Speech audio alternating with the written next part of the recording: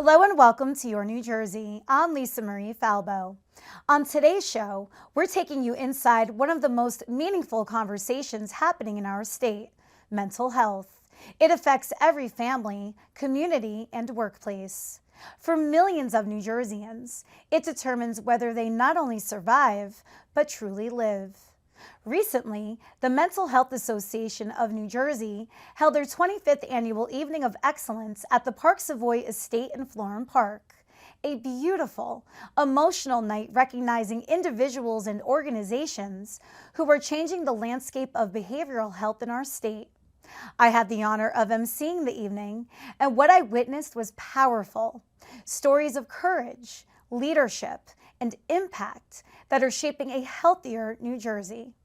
Today, we bring those stories to you, the mission, the people, and the future of mental wellness in our state.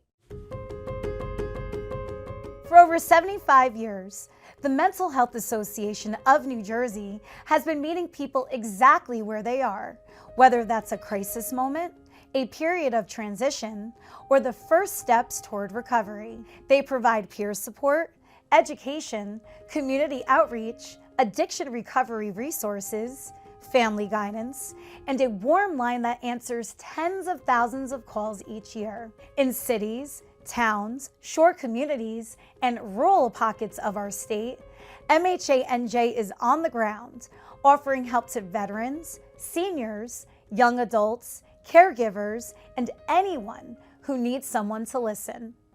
At the Evening of Excellence, we spoke with leaders whose passion fuels this work. Sometimes helping others is the best kind of therapy, which you have discovered over the years. Well, that's the real strength of the Mental Health Association and the work that we do. We really focus on people with lived experience, helping other people with lived experience. People who have had a history with psychiatric illnesses, with themselves, with their families, people who have been under addiction when they're in the process of recovering. As you said, giving back is a really important way to help your own recovery, but it also helps engage other people who have, after you've walked in somebody's shoes, you can really help each other a lot more effectively. And what the Mental Health Association did in the 30 years ago, started the process of helping peers, as we have the individuals in recovery themselves, start developing the skills they need to really help people. Not just share your story, but also how the systems work. Get them more trained so they understood what was going on in the communities and start building what basically is a movement of peers to be involved in advocating for themselves, being case managers for other consumers, and being really strong people for moving the system from change. Clinical services are really important, but clinical services are something that only happens a short period of your time. This isn't physical illnesses. You're not at the doctor's office every day. You're there one day a month and maybe getting a test, but you're living those other 30 days in the community. And how do you support yourself? And that's really the focus of the Mental Health Association, getting people the services and supports they need, clinical services, other services, but then how do you survive in the community? How do families survive in the community? How do we build a recovery community that is supportive? Absolutely. How many people do you help annually in the Garden State? Well, if you add up the people that we serve individually through so many different things that we do support groups, we do individual case management with services, with families, we do training. We do a huge amount of training of programs in the community. Mental health first aid, for example, is something we've done for the last 10 years. We do suicide prevention training, working with all different kinds of communities to do that. And if you add that to our call center, we probably touch close to 80 to 100,000 lives each year. And that's something that we're very proud of. It's also developed not just a phone number to call, but also other services that are connected with it. So we're giving people an opportunity, if they call 988, they can, in our call center, and they get the opportunity to be de-escalated, to talk about what situations they're dealing with. And where we can help, we can help. We provide referral to services, warm transfers to services. We provide peer warm lines as well too. So there's an opportunity for people to get what they need, because that's really the core of MHA almost. And sometimes I think we're a big traffic cop. We're trying to tell everybody, show people the right way to get the services that they need, because everybody's situation is unique. No individual's a cookie cutter. And unfortunately, a lot of healthcare organizations, they kind of look at people as put people in categories. And that's not what makes success for recovery and for individuals. The people that we touch are really people who are a little bit lost. They're looking for something that we can provide. From crisis counseling to statewide policy work, MHANJ's mission is built on one belief: everyone deserves access to mental health support. Especially when you think about the stigmas attached to mental health and what has transpired over the last 25 years with a global pandemic and things of that nature. And also, in broad strokes, the Mental Health Association has really had a leadership role in moving the field from a reliance on institutional care, state hospitals, to community agencies. And now, over the past 25 years, we've seen this enormous expansion of community services, right up to the last couple of years, where we're now seeing across the New Jersey's 21 counties, police mental health partnerships, where mental health staff are getting in the car with police officers and responding to crises in homes or schools or places of employment to try to prevent any sort of criminalization of the mentally ill, and to see to it that if they need hospitalization, they get there without any delays. So again, more expansion in community services.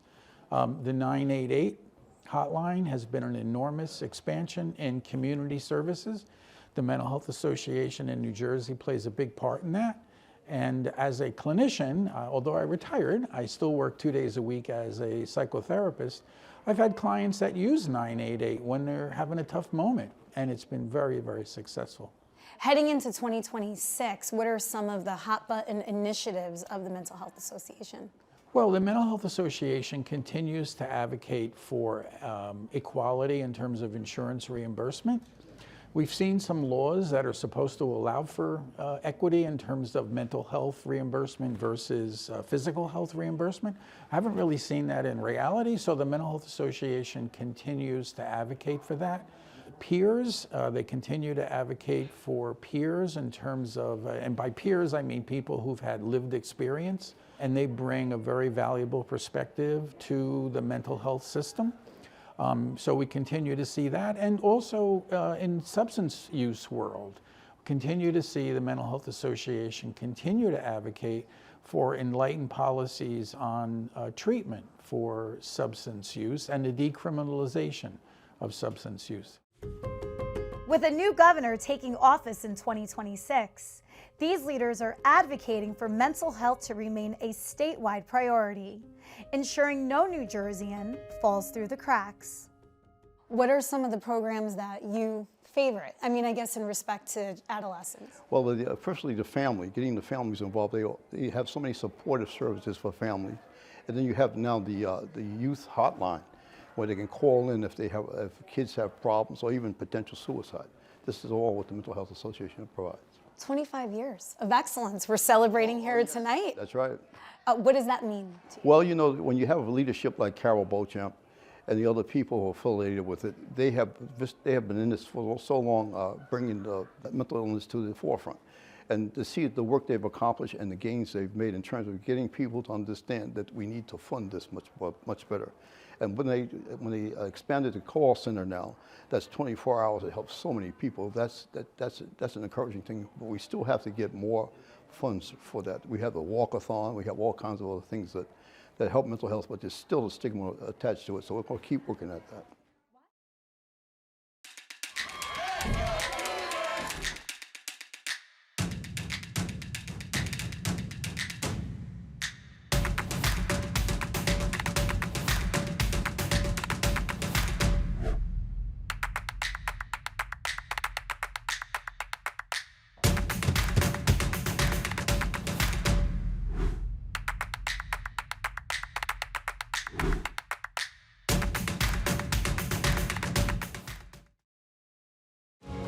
At AmeriHealth, we understand what's important to you. It's why we offer some of the lowest cost health plans in New Jersey, with access to one of the state's largest networks of doctors and hospitals. Plus, with free 24/7 virtual care, you can see a doctor anytime and anywhere. And we're committed to giving back to help make a difference in our communities. Learn more at AmeriHealth.com. A health plan for everyone.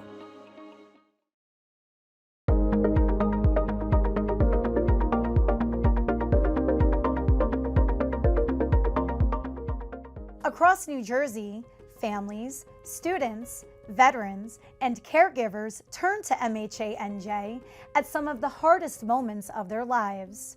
And whether it's guidance, a conversation, or a connection to resources, the impact is real, and it starts at the community level. GoMo Health, you're a big supporter of the event here tonight. Why did you decide to lend your support? As you know, in working with MHANJ, it's just a bunch of passionate, talented people and professionals who really give back to the community and help people in need. So we invest in that as a company, and we've been working with them for, probably about 7 years now. Tell us how GoMo started. Fascinating question. So how it started was I developed a science prior to getting involved in healthcare on human motivation and resiliency delivered through digital technology, how to help people in life. Did it for Wall Street traders, NASA astronauts, Marine pilots.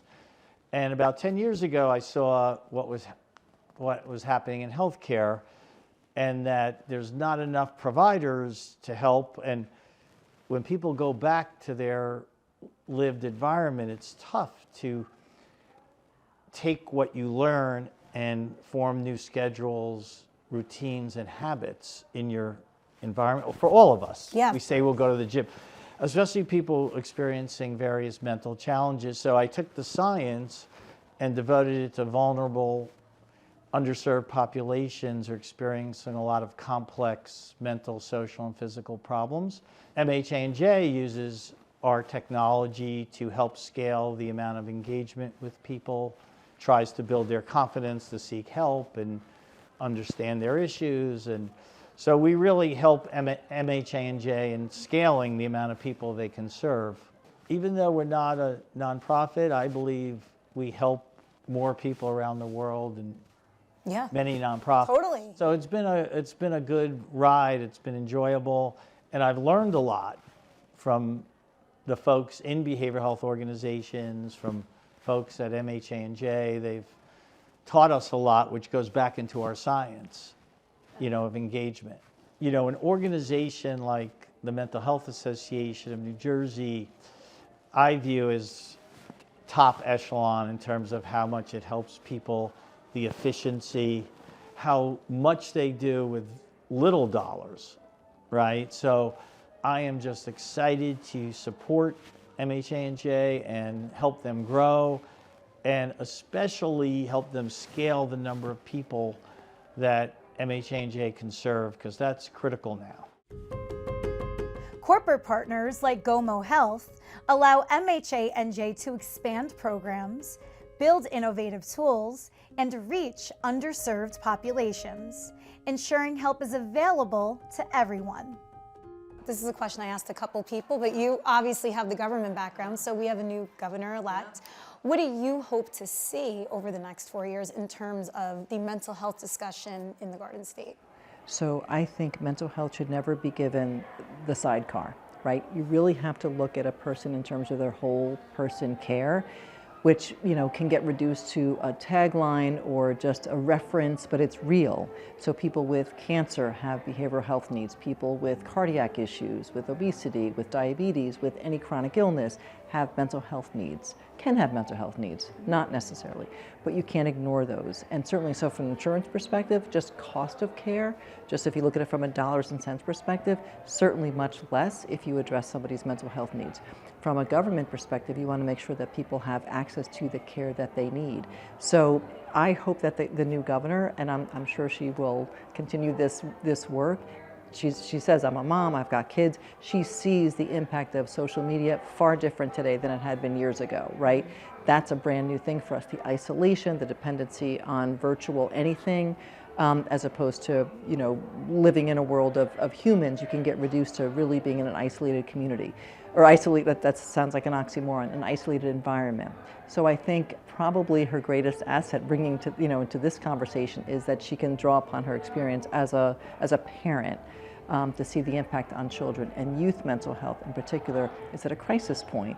So I hope that she will prioritize continued support for mental health programs, you know, integrated into physical health programs.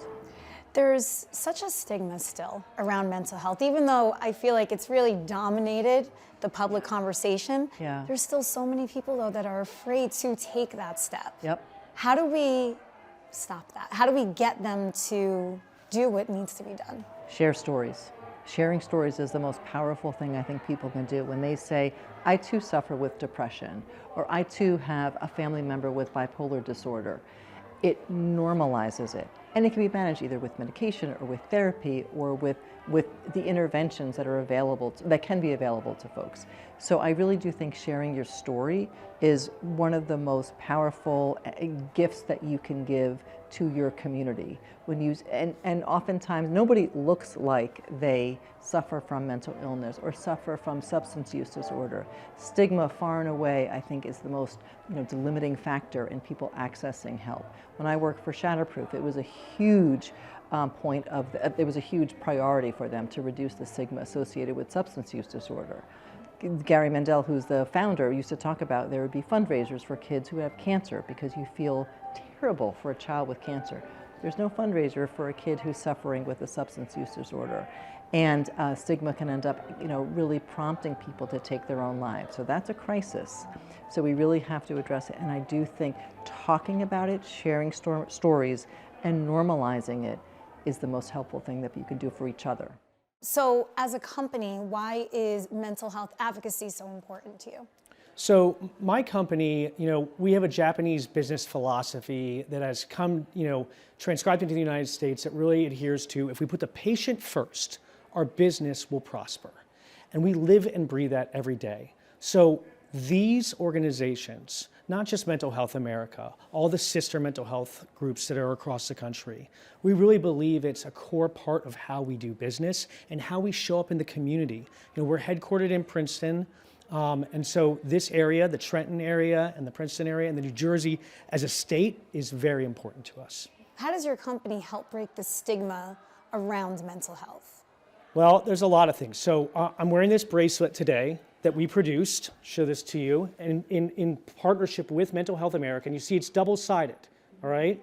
And it says here, I'm having a good day, or today feels hard, right? And this is just like a small thing you can do to just like open yourself up to conversation. You know, I have someone in my life that I know is struggling with mental health right now. And I am checking in on that person on a daily basis, just saying, how are you doing? And so something like this, just having conversations with people, breaking down that stigma just by having a conversation. That requires a lot of empathy that I feel like the world doesn't have in a lot of ways, right? So, I mean, how do you teach empathy? I think that we've come a long way as a society since COVID. I know things are difficult in this country right now. I know we're divided. I just seem to have hope that we just have to keep on trying, right? Empathy is something that is not earned, but you have to work at it, right? So we just need to keep working at it. When sponsors step up, communities benefit. Families gain resources. Children receive support. And together, we build a stronger New Jersey. When I was 17 years old, I experienced anxiety, depression, and suicidal thoughts, and I kept that hidden for probably about half of a year before I ever told my parents that I needed help. When I decided to tell my parents, it was a spur of the moment thing because I realized that if I didn't ask for help, that things could go really badly. And I walked down the stairs and my parents were sitting on the couch, they were watching TV. And the second I saw them, I just started crying. and I couldn't control it. And they were so confused because I was a really happy kid and I was always smiling and I was doing well in school, and a lot of the things that people think to look for when someone's going through a mental health challenge, they weren't present for me. And eventually I worked up the confidence to tell them I need help, and that changed everything for me. And we went on a journey together as a family to figure out where we could get resources, what even was the best path forward for me. And I went to college. After that, that was during my senior year of high school, and I wound up going to therapy. And I was actually a musical theater major when I was in undergrad. I went to James Madison University down in Virginia, and it was a great experience, but once I graduated, I realized that I wasn't happy doing that anymore, and I needed a different career that was going to make me feel happy and feel fulfilled. So again, I was kind of trying to find my own path and figure out, you know, where do I fit in? What is my purpose? And during my time in college, I found that because of my experiences going through mental health challenges, I was able to support people in a whole different way. I could connect with them and understand and empathize with their situation. And there's a couple of things that really stick out to me, but one of them is I had a friend my freshman year of college. She was going through suicidal ideation as well, and I was the support person for her. I took her to the counseling center for crisis counseling. I was able to be there for her as a support, and that was really important to me to kind of learn how to use that skill set and use it for good. So I decided that I wanted to be a therapist and I wanted to go back to school. And as you know, that costs a lot of money, and I wasn't sure how that was going to work out for me. My mom suggested competing in Miss America because Miss America is a scholarship program. And I didn't know how much I would like it, honestly, but I competed in my first local pageant and I won, and I was off to Miss New Jersey. And in the years since, I've been able to use that mental health story for good and to connect with people across the state. I've been volunteering with the Mental Health Association for the last 4 years, and I'm on the program advisory board as well, kind of helping to learn and to guide some of the programs that are happening in our state at the Mental Health Association. And those experiences were so important to me and helped me eventually get into grad school. So right now I'm a third-year student at Widener University on the path to get my doctorate and become a psychologist. So this whole story of starting out as a 17-year-old who was scared and didn't even really understand what mental health was, to now, you know, a 26-year-old who understands and can help other people. I just think that's so wonderful that the Mental Health Association has played a part in that, as well as Miss America. You obviously have an amazing platform. How do you use it to break the stigma of the mental health discussion? Because while it dominates public discourse, there's still a lot of embarrassment attached. People don't want to get the help. They think, oh, therapy, it's so scary. I was one of those people, and then once I had therapy, 11 years ago, and it was life-changing. Yes. So how do you help people have that aha moment? Well, I think I have a very similar experience where I went 3 years dealing with my mental health challenges before I went to therapy. And just being honest about that, there's a lot of people that are scared, but what we know is that recovery is not just possible, it's probable. And I know that not just because it's some statistic, but because I lived it. And telling people my story and what I went through, but also uplifting the voices of other people that have gone through different things. I have a podcast called the Shout Our Struggle podcast. That's the name of my initiative. And I've been able to bring in people from all different walks of life to talk about their experiences. A mother who went through postpartum depression, a young man who in college went through really tough times with anxiety and went to the counseling center even though he was scared.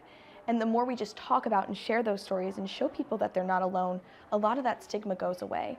But then there's a lot of misinformation too. And I think in my role as a future psychologist, I also have that knowledge too to come in with what the facts actually are and to guide people to find their way through and to find acceptance for people that may be different from them, or find acceptance of the fact that help really can make a difference.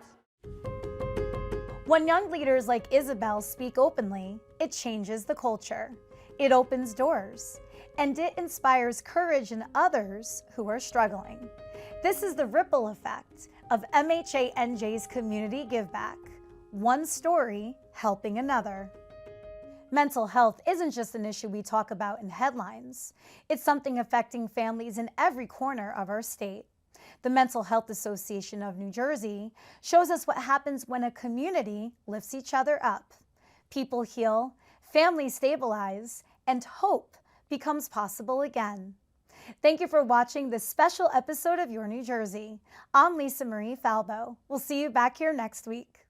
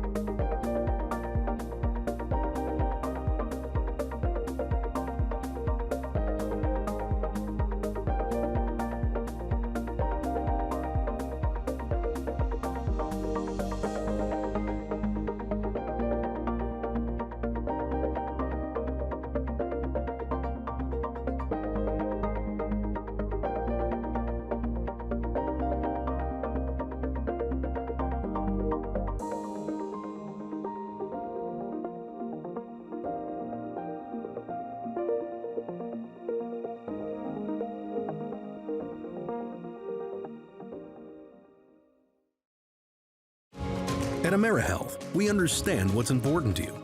It's why we offer some of the lowest cost health plans in New Jersey, with access to one of the state's largest networks of doctors and hospitals. Plus, with free 24/7 virtual care, you can see a doctor anytime and anywhere. And we're committed to giving back to help make a difference in our communities. Learn more at AmeriHealth.com. A health plan for everyone.